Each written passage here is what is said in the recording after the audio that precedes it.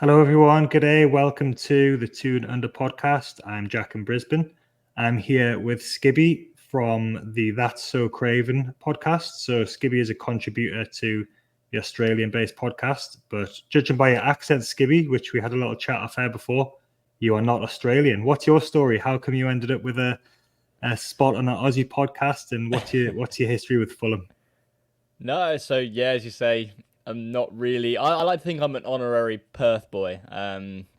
If anyone is familiar with the podcast, That's So Craven, it's a family-run family affair. So, you've got Elton, the father of two boys, Jack and Sam, and I feel like Elton is my father as well. So he's my Australian daddy. So in a weird, no, not in a weird way, but no. So yeah, came across the guys. I listened to the podcast quite a lot. Sort of the last couple of seasons, and they reached out and wanted someone who, obviously they watch the games from Australia and talk about it from there, and then they wanted to have someone, included who kind of is on the ground. So I've got a season ticket at Fulham, so it was great to sort of pitch in.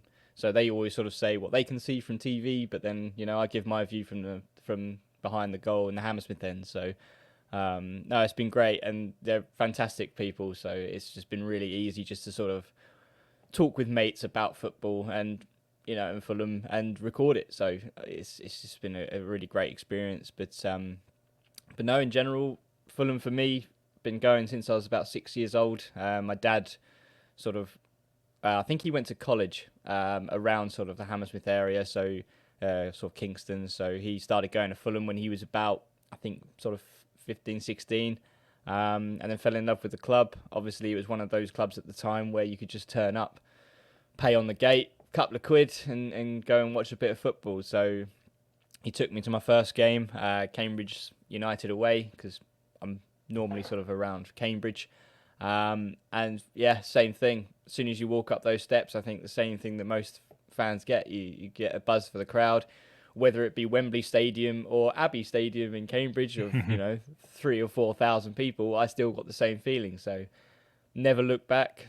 And for me, it's been quite a nice ride, to be honest, because when my dad was going, it was not greatest. And then for me, I started supporting them sort of 96, 97, and that's when the money came, and we just skyrocketed from there. So I've not really known anything different other than sort of promotions and Premier League football, and then a bit of a blip in the last few years, but now we're sort of steadying the ship again. So, but yeah, I've been a season ticket holder now for on and off for about 10 to 15 years, but just for certain reasons. But yeah, I can't think of what else I would do on my weekends other than going down to Hammersmith, having a few beers with some people and watching the game.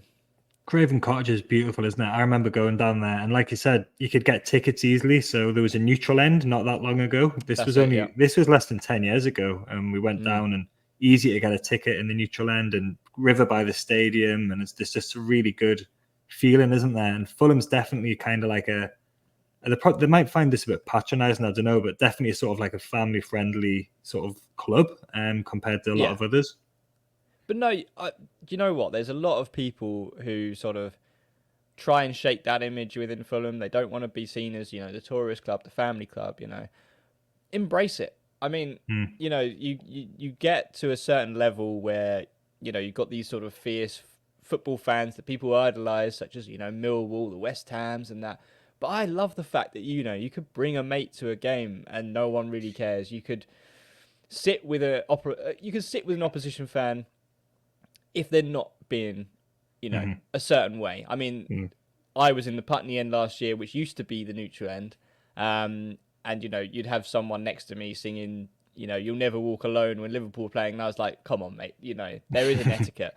But I had it where, I sat with, I think it was, I think it may have been a West Ham fan, and it was just a generally good conversation to have because he was sort of more subjective. He was talking about, oh, that was a great goal. I think we beat them 5-0. So for him to be, oh, you guys have been amazing. You've done this, you've done, and then he was like, well, and the fact that you can have that conversation with a rival fan was actually quite nice, and I quite liked that aspect don't get me wrong, I like being amongst my own fans and singing songs and getting a bit of an atmosphere going. And I do get that if you mix them, you do lose that aspect. But there is that feeling around Fulham that you're quite right, that there is that nice, friendly feeling of football fans watching football with a little bit of rivalry, a little bit of banter, a little bit of that going on. But it is a nice club, and yeah, you just know what you're going to get when you go to little old Fulham, as people like to call us. But no, for that reason alone, it's just, I haven't got kids, but I hope I will in the future. But if it's just a place where I wouldn't think twice about bringing them. I do get that, there are certain fan bases where they're like, oh yeah, but when they get to a certain age, they can go because it's a little bit hostile. But you wouldn't get that at Fulham. It's just be any age, any gender, bring them along, and they'll have a great day. Whether or not the football's any good or not is, that's on you. You take that risk. But... Yeah, like you were saying, that's definitely nothing to be ashamed of as a club. Like in the world of football, where it's very cutthroat and ruthless and everything.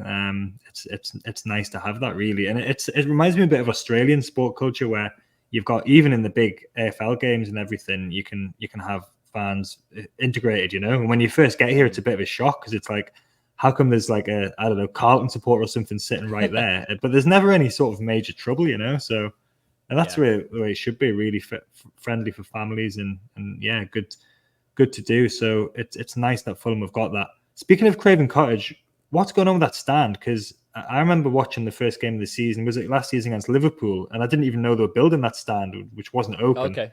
And there's plans for some kind of jacuzzi or something, or swimming pool on it as well. What's going? Yeah. It's not open yet, is it? But what's going on with that? It's an interesting topic. I think you could do a whole episode on it, basically, because it came to it came to be that they were going to say, right, we're going to redo the stand. We're going to have 30,000 capacity. It's going to be fantastic. It's going to boost the it's going to boost the atmosphere. Blah blah blah. And we were all like, yeah, this sounds amazing. This is phenomenal. And then it grew arms and legs. So from going from an extra 6,000 fans, which we were happy with, it suddenly said, oh yeah, it's going to be the most state-of-the-art bars, restaurants, hospitality that you'll ever see. And we were like, okay, so that takes about 4,000 people out, because I reckon in the middle there, it's all hospitality. So the guys in the wings, they'll love it. And then it grew even more arms and legs of out the front. They're going to open it to the public. It's going to have more restaurants, more bars, and like you say, there's going to be exclusive clubs and exclusive swimming pool on this rooftop, and you're just thinking, okay, hang on, we're losing a bit of our identity here. Like, I know we've got this identity of being a posh club, but this suddenly doesn't feel like it's for the fans anymore, and that is exactly what's happened. So they may not have opened all the restaurants and the bars as such. I think they've opened a few now. But they're charging, I think, regardless on who the opposition is. I think I saw the Leicester tickets, which was the 2 games ago, was starting at £100 a ticket.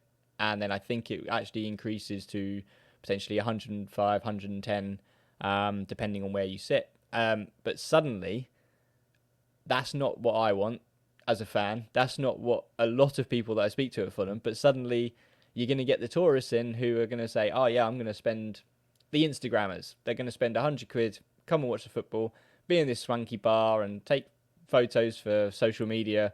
And that's who it's for. And it's a pinch of salt for me. But you know what? It's a revenue stream for the club, right? So if these certain people want to come in, spend their money, do all this kind of rubbish on Instagram, so be it.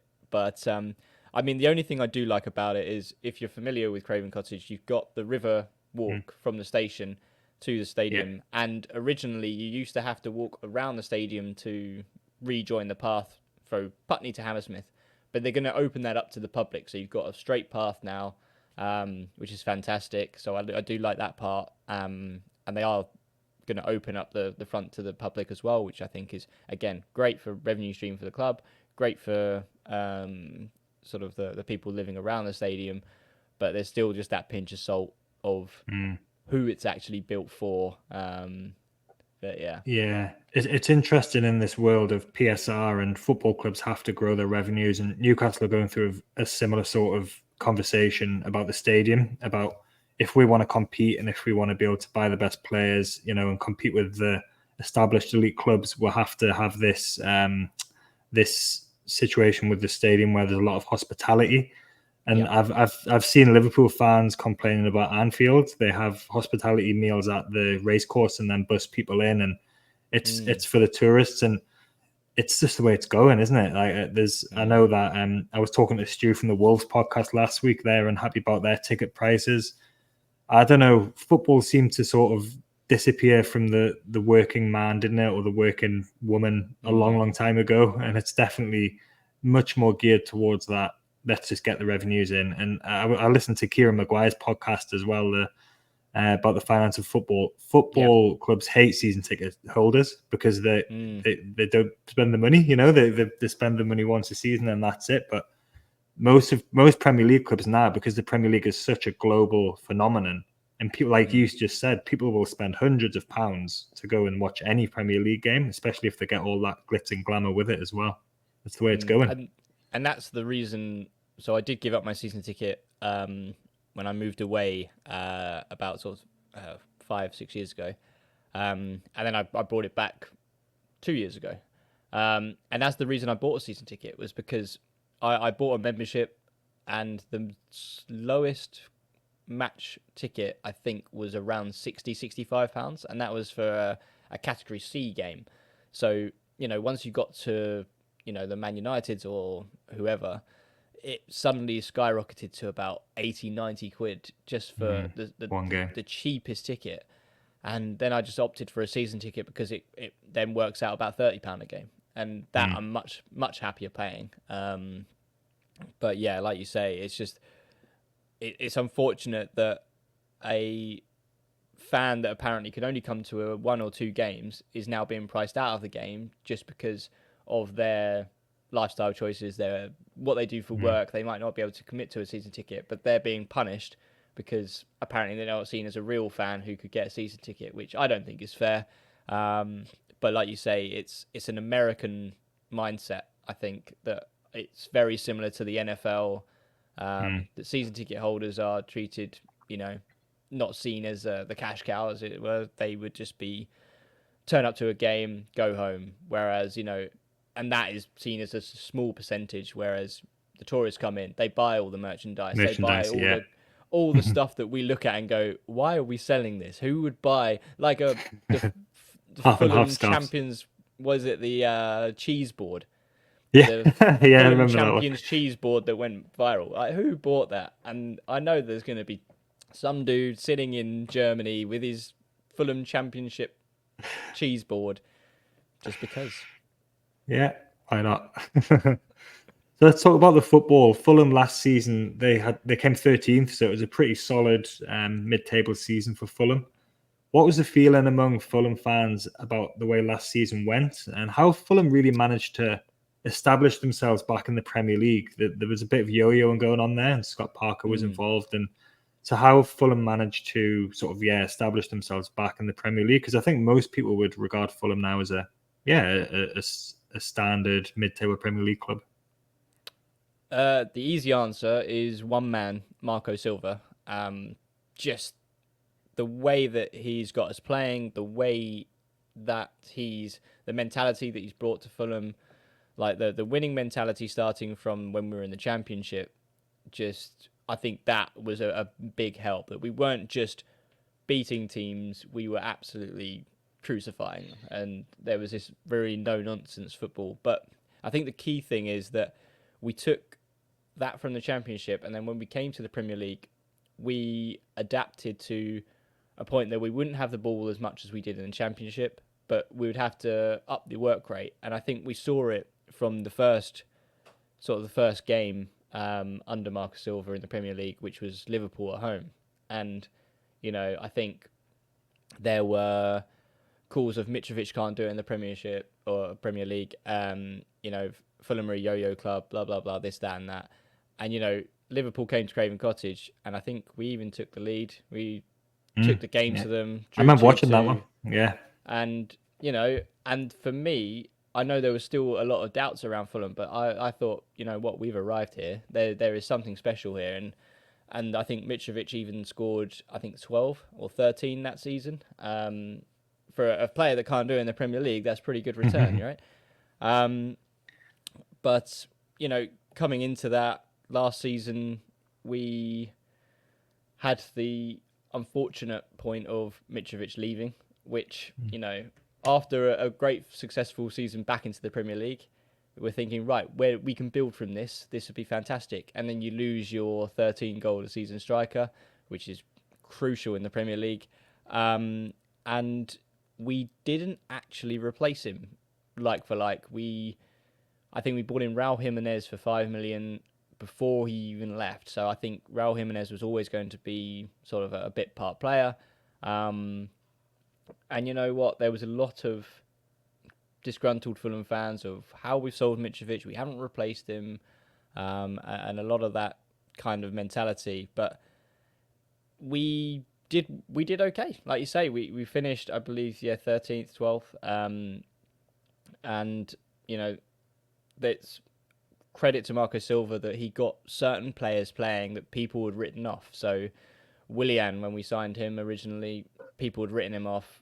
Why have you got him on a free? He turned out to be one of our best players. Rodrigo Muniz, I think he went on loan to Middlesbrough. Didn't even start. Was barely anything under Carrick. Came back and then he scored 9 goals in about sort of 12, 13 games in the end of the season. So it's sort of this whole thing about Marco Silva taking these unwanted players. So Willian, Muniz is a bit of an unfortunate one. He was on loan, but more about the Willian, the Andreas Pereira, Issa Diop. There's players like that who get written off in the Premier League or at their respective clubs, and he gets them playing. Andreas Pereira has become a real favourite of mine just from the work that he puts in, and it's almost the way that you don't see they play that sort of way where at their original clubs. So it's Marco's demanding more, he's getting more out of them, and there's clearly a respect there that Marco Silva is getting the results from these players which people have written off. I think, but with Mitrovic though, it was one of those unfortunate ones, and I don't know what your view is, but it left a real sour taste in the Fulham fans' mouth when he came out into the Saudi press and said that he has no links or fond memories of English football. And I was thinking, that doesn't add up. I mean, even when he was at Fulham, all he would talk about was Newcastle and Alan Shearer. So yeah. I think Mitrovic, he's a really. There. I was going to ask you about him because I think he's always been a lot better than just a championship striker. I think when he was with Newcastle, he had discipline problems. He was young. He couldn't. And Benitez was there as well. So Rafa liked players who would do exactly what he told them. And obviously Mitrovic was a bit more of a maverick.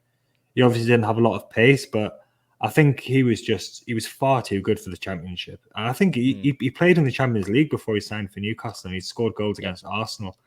And I think he had all of the attributes. And I know Chelsea were linked with him for quite a while as well. I think he was good enough to do a job for a club like that, I think, in that specific role.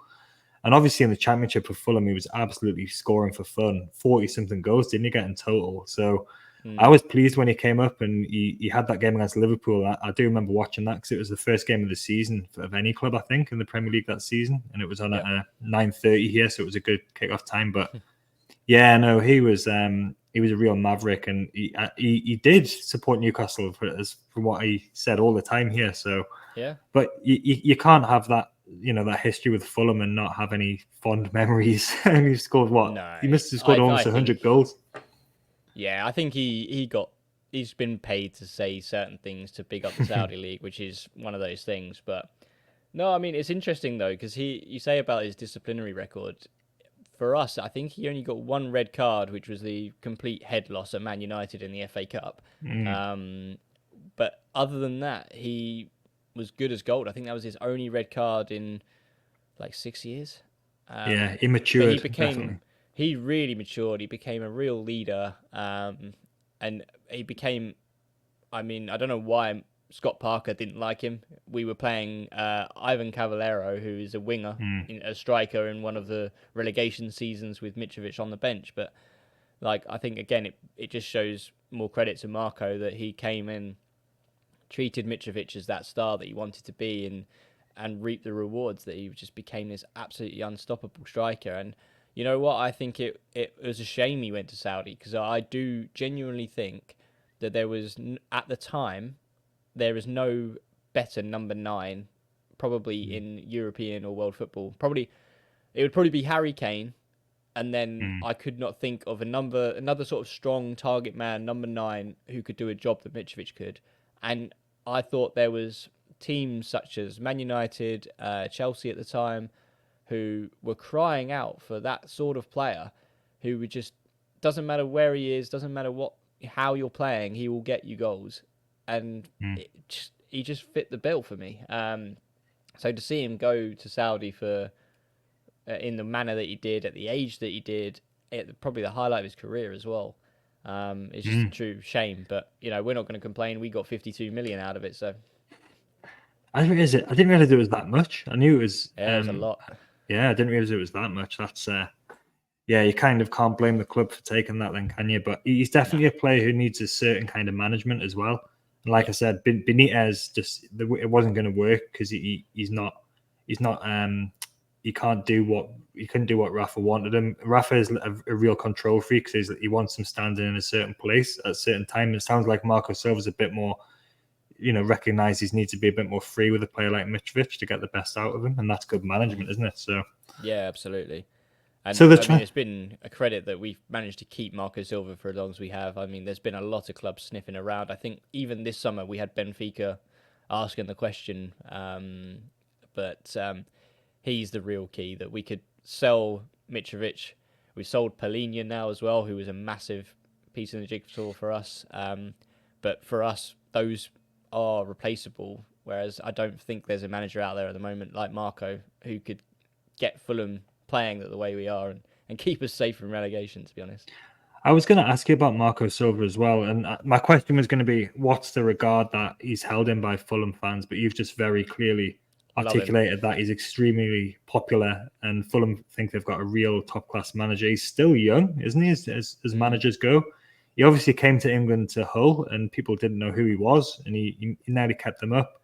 Watford, he did a good job, and then Everton didn't go quite as well, but I don't know, Everton's not exactly the most stable football club. So I was thinking about Marco Silva's probably been at Fulham for longer than any of those clubs, or just as long as any of those clubs. I would say so, yeah. I mean, this is the 3rd year, I want to say, or the beginning of the 4th season for him. So yeah, about 3 years he's been here. But no, he's been fantastic. Came in, Championship, absolutely tore the league apart, and then Premier League, we haven't looked back. I mean, we've not really been involved in a relegation battle under Marco. It's always been quite comfortable. We've taken some scalps. Very memorable. Chelsea home was very memorable, but yeah, going to places like Old Trafford, Arsenal coming to the Cottage and beating them. I think even last year, where I live, I have a lot of Arsenal fans as friends, and I keep reminding them that, we drew 2-2 at the Emirates and then beat them 2-1 at home. And it's just, Marco's made us that team that's no longer that sort of whipping boy, easy 6 points. We are hard to beat. We are not just for sort of teams in and around us, but even those top 6 sides, they've got to come, they've got to play, and they've got to earn their points. And, we robbed Arsenal of a title-winning season because they couldn't beat us, but and that's all credit down to Silva. I don't know if you've ever interacted with Arsenal supporters on Twitter or social media, but they're not very happy when they don't win games. That's an understatement. They had a game up at St James's Park where Arteta cried about that one for at least 12 months. So yeah, It's always fun. It's interesting with the Arsenal fans on social media, but the transfer market this summer for Fulham men, so a bit of money was spent on Emil Smith Rowe and Joachim Anderson, who for me seemed like brilliant signings. Sander Berg came in as well. That's obviously been offset by the sale of Palinha, which you've touched on. And then you managed to sell Jay Stansfield to Birmingham, League One Birmingham, for 20 million or something as well. So Fulham are obviously good at selling at the moment as well. Tosin went on a free transfer and so did Willian. So was it a good summer for Fulham, and what were the sort of expectations heading into the season? I think we all knew that Palinha was going to leave. I think that was he left in January, didn't he? Yeah.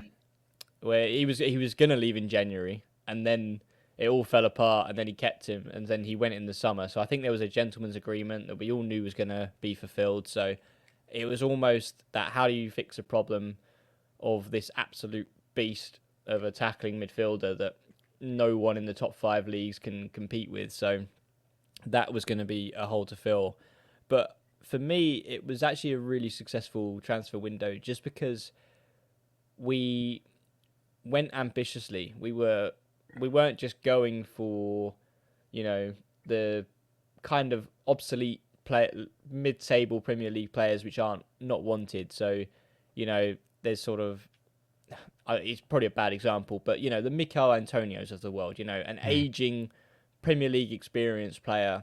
That's sort of the normal mid-table Premier League kind of purchase. But the fact that we were going young, we were looking at Smith Rowe, who really didn't want to leave Arsenal.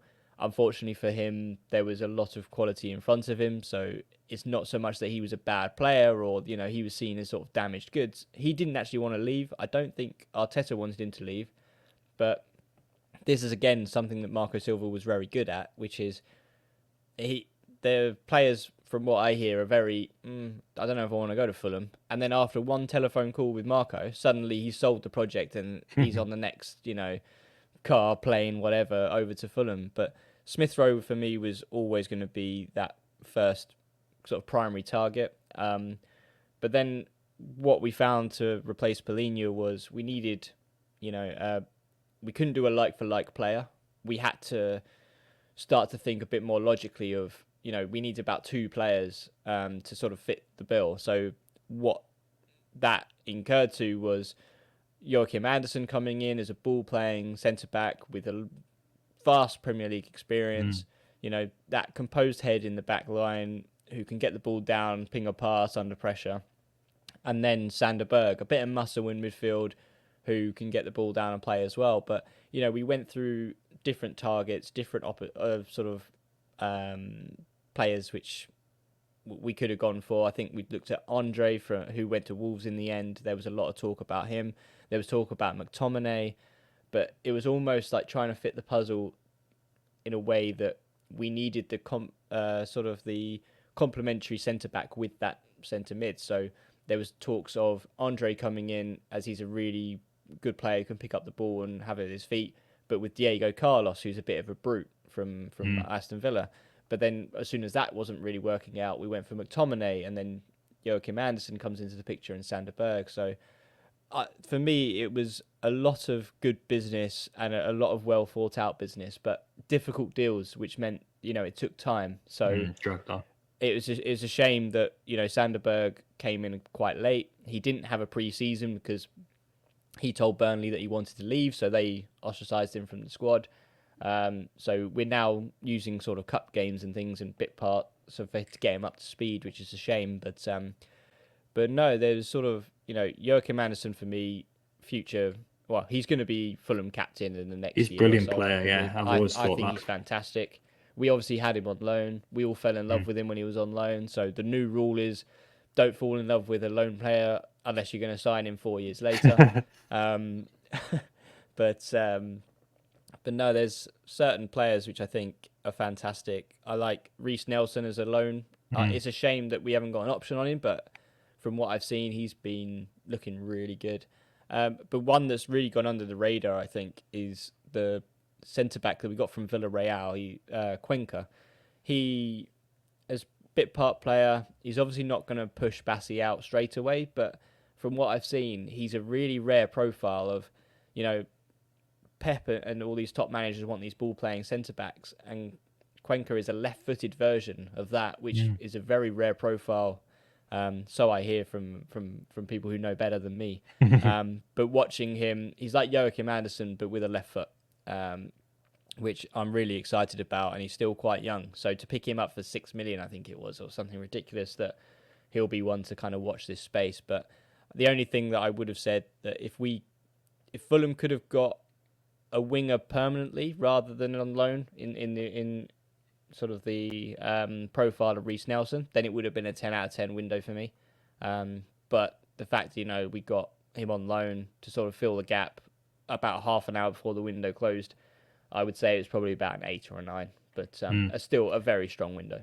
And it must be nice to be able to follow a club who's got that thought out transfer process and that policy. It's very Newcastle, new to us. yeah. Like I remember, Fulham have always been, when Al-Fayed was there and everything, and Tigana and Kevin Keegan and everything, it was all exciting and spend a lot of money.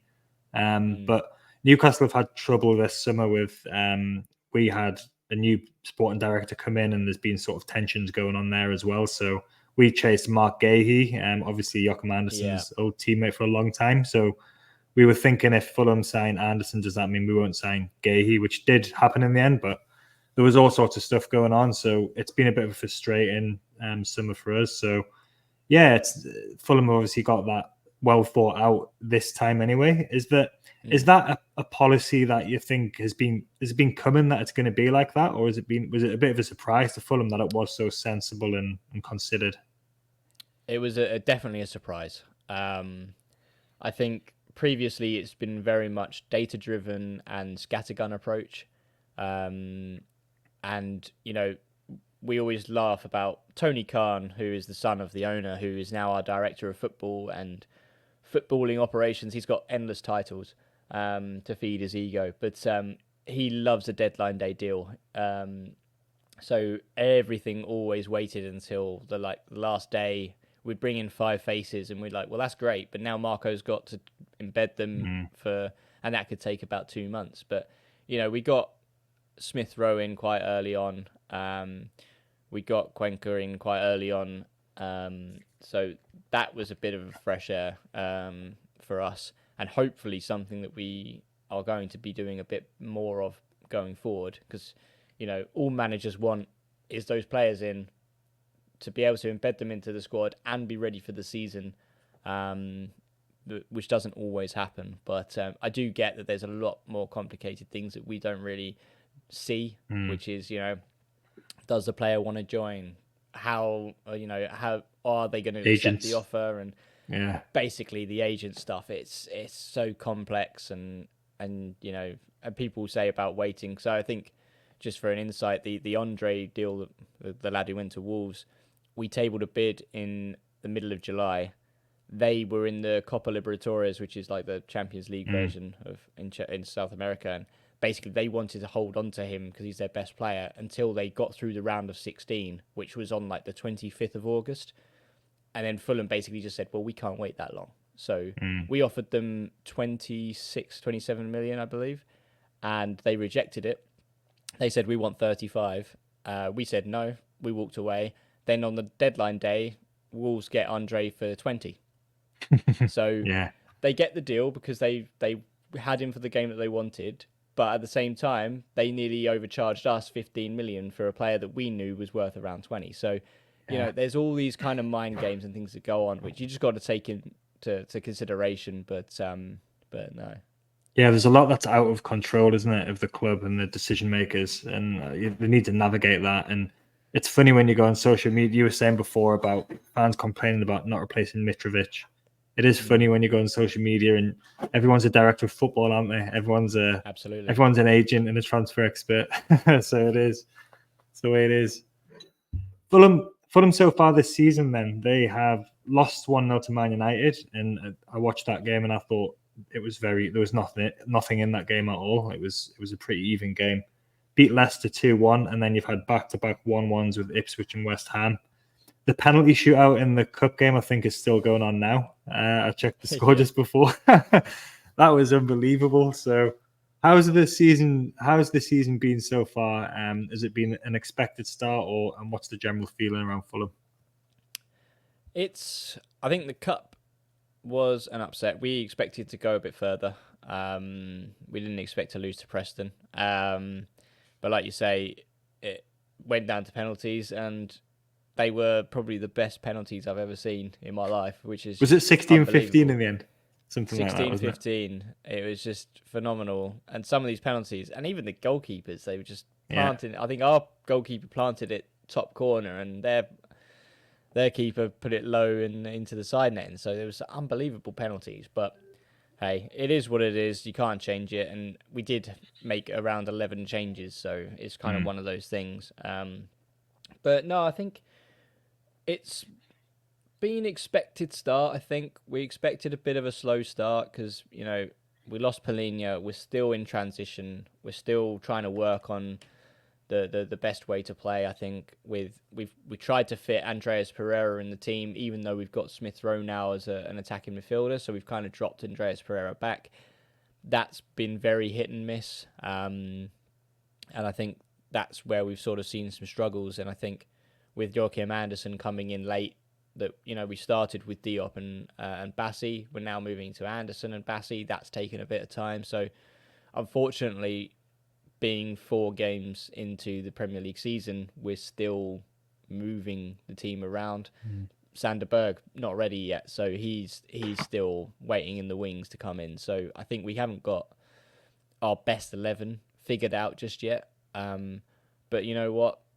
We've still got some core players there with, Adama Traore, Muniz, Iwobi, Lukic has come very good, Bassi, and Robinson at left back, been one of our best players, was player of the season last year. So we've still got that core squad. So I think the loss to Man United was disappointing, given the sort of the manner that we took to the game. But a loss at Old Trafford with a win against newly promoted Leicester, and then a couple of draws. I think that's kind of what I expected, and I don't think nobody's ringing any alarm bells. The only concern I think we have at the moment is around Muniz. Went on this absolute purple patch of form late last year, got the number 9 shirt this year. I think his performances said to Silva that we don't need another striker. He's struggled for goals. He's not just strolling around, not trying. He's really putting in a shift. And if you look at the Leicester goal, he's instrumental at taking Vestergaard out of the game. We then break and Smith Rowe scores. So I think there's patches, but it's going to take some time. But for me, we're moving in the right direction, and I'm seeing the right things from the team that I'm not worried. And it's just going to take a bit of time just to sort of hit the ground running. And then once we do, and once we start seeing that momentum, then hopefully we push on. We'll have a look at some lineups in a minute, but you'll be pleased to know that Newcastle are in a similar situation with that. We don't know what our best team is, and we've got players coming in, and there's things going on. So let's have a look at some of the recent fixtures between the clubs. This doesn't make good reading for Fulham. It's been good for Newcastle. These are the last 5 fixtures. So October 2022, there was a 4-1 win away for us, that was a big game for us because we'd gone. I think it was the 8th game of the season, and the previous 7 we'd drawn 6 and won 1. So we'd lost 1 maybe. So we were doing all right, but that was a really big important win. And talking about purple patches, Miggy Almiron loves a goal against Fulham as well. So that was where he scored that world-class volley out of nowhere. Then there was the 1-0, which is when Mitrovic fell over and missed his penalty, and then Isak scored right at the end. That was a tough game, hard-fought win for us. There was the 3-0 last season when Raul got sent off. He kind of lost his head a little bit, maybe. I can't remember. He jumped into someone. Did a really clumsy. Yeah. But I don't know what it was. And that ended up 3-0. Then there was 2-0 in the cup, and then there was a 1-0 towards the back end of last season when Bruno scored. And we were quite lucky, I think, to have not conceded by that point. So what's your sort of recent memories of playing against Newcastle? And is there any of these games that particularly stand out for you? Because there's a bit of pain there for you as a Fulham fan. Yeah, it's funny how you mention like the game. So I think the 4-1 Chalobah got sent off really early on. So we were like down to 10 men for about 80 minutes. And then I think, you know what, the away game in December, the 3-0, if me and the boys didn't book a hotel and go out and, you know, and just party for 2 days, then it would have been a complete waste of time, I think. But fortunately, it didn't put a dampen on the weekend. But I was with my cousin, who is a Newcastle season ticket holder, so that was a bit of a grief-stricken weekend. But it's just one of those things where I think I just remember Fulham sort of holding their own, and then we just seem to implode for whatever reason. And I don't know whether it's a Newcastle effect on us, or it's just going to be interesting how it's going to be, because I think the home game, the most recent one, the 1-0, we were all over Newcastle, and I think it became a bit of an internet meme that the goalkeeper went down injured. I can't remember who was in goal for you. Was it Dubravka? It would have been Dubravka then, yeah. Went down injured just so Eddie Howe could bring the team in and give them all a bit of a rollicking and reshuffle. But because Fulham just couldn't put the ball in the back of the net. And then I remember speaking to my cousin at half time, and he's saying, "Oh yeah, you guys are going to walk over us about 3-0 second half." And then Bruno pops up with a goal. And it was just one of those things where probably the only minor criticism I have of Marco Silva is he's not afraid to change it, but sometimes he does change it too much. I think in that game he took off Pereira, Willian, and I want to say Tom Kearney. I might be wrong there, but basically it was the 3 players which were causing Newcastle all these problems. Willian and played suddenly well, we've just got no outlet, we've got no attacking intent. Once you take those guys off, and we just let you guys in. But hey, I mean, looking at that, it just means that it's going to be Fulham's time this time, right? Surely. Well, it's not like Newcastle to go on a run of beating the same team 5 games in a row. So it's like we don't do that, and we haven't been particularly strong away from home against most of the Premier League teams. But there definitely has been some nicer memories for us. But the 1-0 when Mitrovic missed his penalty, that was a real struggle of a game for us. And Isak scored it was right at the end in injury time. So nice wins for us, but the games have not been easy. I think it's fair to say that. And you might not remember this, but Fulham had Mark Crosley in goal one game, and this was this was the early 2000s. Yeah. And Fulham beat Newcastle 4-1 at St James's Park, and Mark Crosley had the best performance I've ever seen from a goalkeeper ever. And I was at that game, and I remember that. So, yeah, nice memories of playing Fulham. Let's have a look at the predicted team lineups then. So I got you to send me this, but it was before the cup game. So I know that you said there was 11 changes. So these players will mostly be fresh, I'm guessing. So is this kind of how you think Fulham are going to set up? Can you talk through it? Yeah, so I think the back four, well, Leno's always a given. The back four, Robinson, Bassey, Anderson, Tete is going to be our kind of back four going forward, I think.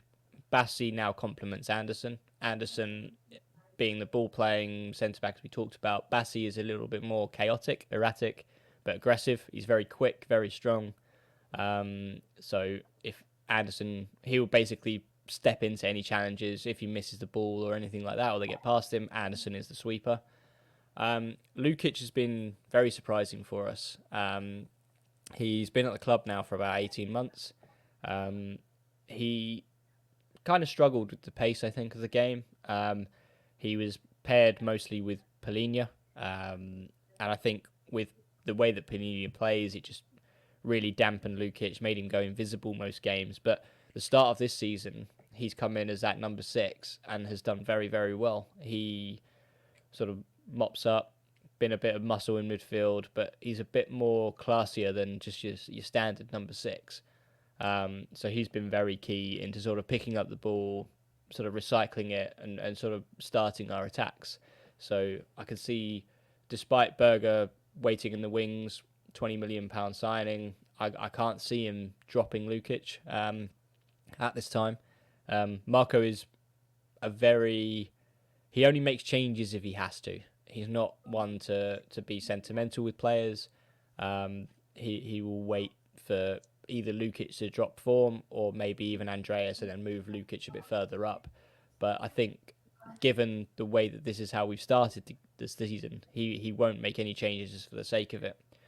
The interesting thing that you've done here, which I really like, is normally Andreas, I would say, would be level with Lukic and Smith Rowe a bit further up. However, this is actually what I see Fulham trying to achieve when they've got possession. They want Lukic to sort of be that sweeper. They'll throw Andreas forward, and Smith Rowe loves to sort of come in from the left onto his right foot. And that's exactly how we were set up when we scored against Leicester. So it's basically going into that sort of 4-1-4-1 when we've got possession. But when we lose the ball or we're defending, Andreas will try and tuck in front of Anderson and sort of become a bit more of a defensive head. Adama is Adama. I mean, we all know Adama Traore. We all make the jokes about the baby oil, but he is unbelievably quick. He was a bit part player last season, but he's really come on his own and just taken that right wing spot. And it has been an absolute menace this season, and definitely become one of those players which we just can't drop. So I think, especially with Anderson loving a long ball, I'd be tempted to sort of see a few more long balls from Anderson trying to get Adama in round the back. But the interesting one is Raul Jimenez. He didn't start the season. Muniz was the preferred striker. As I mentioned, he hasn't been scoring. Been a bit of a trier, but he hasn't really scored, which really matters for a striker, unfortunately. Raul comes in for his first start against West Ham and scores 20 minutes in, so he won't be dropped. I out of the two of them, I really prefer Muniz. I think he's a better all-round player, for the team. Loves to get the flicks, very strong player, very technical. Raul is just the poacher. He'll be there or thereabouts. Probably I won't actually see him leave that spot where you've got him on the field there. He'll just be in and around the 6-yard box, ready to poach. But I think that's I wouldn't say it's our strongest team right now, but I would say that is the team which we will start on Saturday. But yeah, if this was last season, I'd be absolutely terrified of a quick right winger, because we got rinsed at left back quite a lot of times because Dan Burn was there. So Dan Burn's obviously played for Fulham as well, so Dan Burn, but he was at left back for us all the way through the season. We finished 4th, and then he played at left back a lot last season, and we had real problems against pace. So I think what we might do is play Lloyd Kelly there. So he came in from Bournemouth.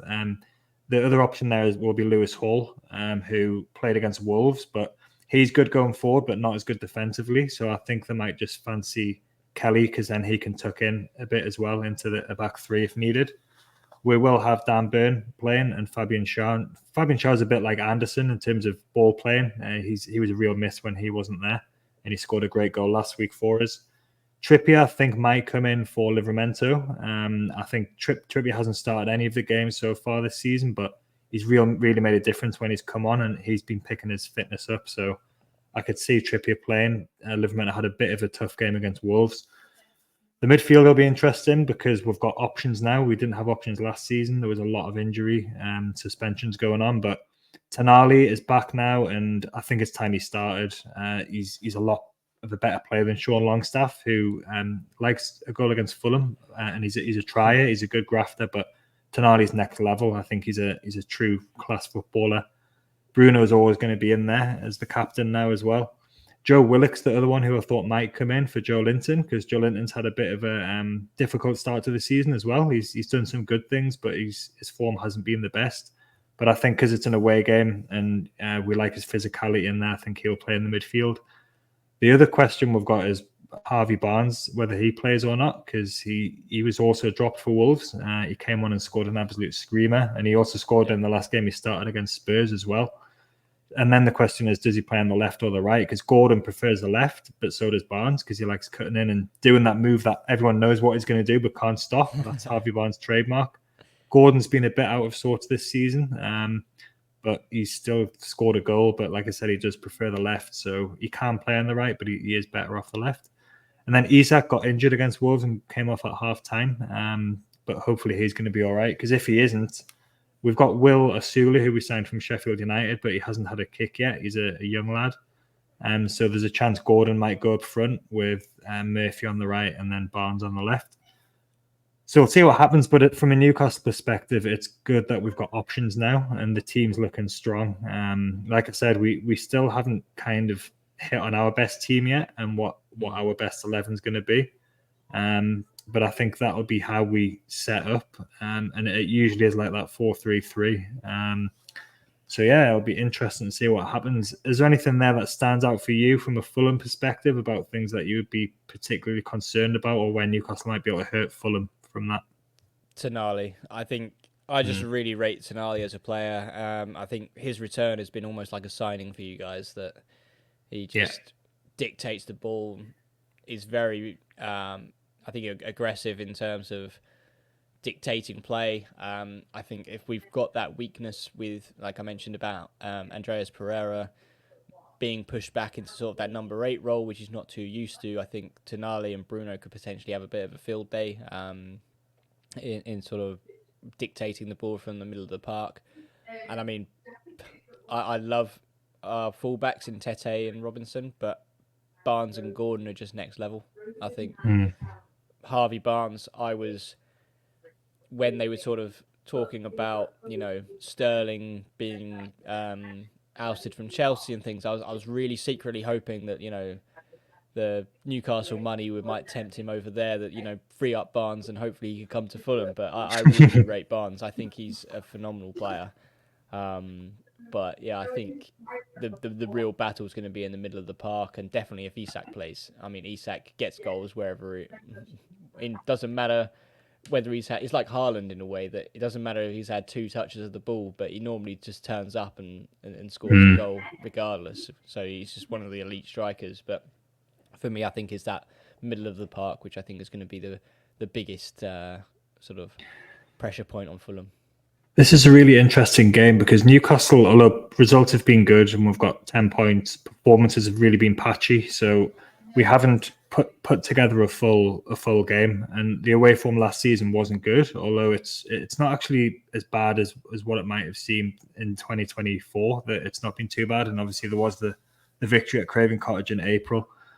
Let's do some predictions then. Having talked all through that, what do you think? And you'll be going to the game, I'm guessing, as well with your season tickets. So I am going to the game.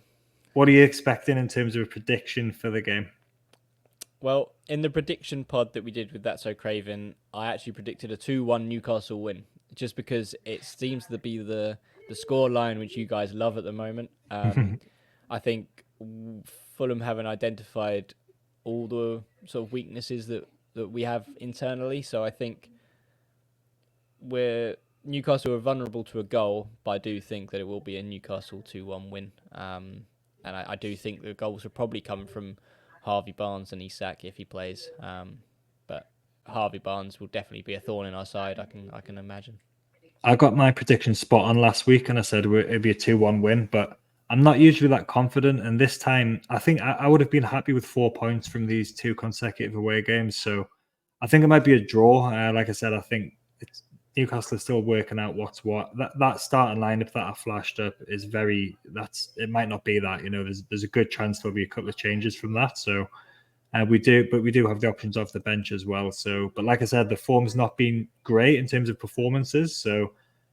Bournemouth could easily have beaten us, and we have been patchy. So I'm going to say it'll be 1-1. We haven't conceded many goals, but we haven't been scoring too many either. So I'll go for a 1-1, and I'll be perfectly happy with that, to be fair. So after last week's win, so we'll see what happens. We'll keep in touch. We've got you on Twitter now as well, so we can have a bit of chat.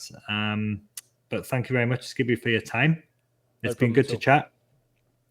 And we will catch up with you again at some point, and say hello to the boys, Elton and Jack and Sam as well from That's So Craven. Absolutely will do. We'll keep in touch. Thanks, Skibby. Take it easy.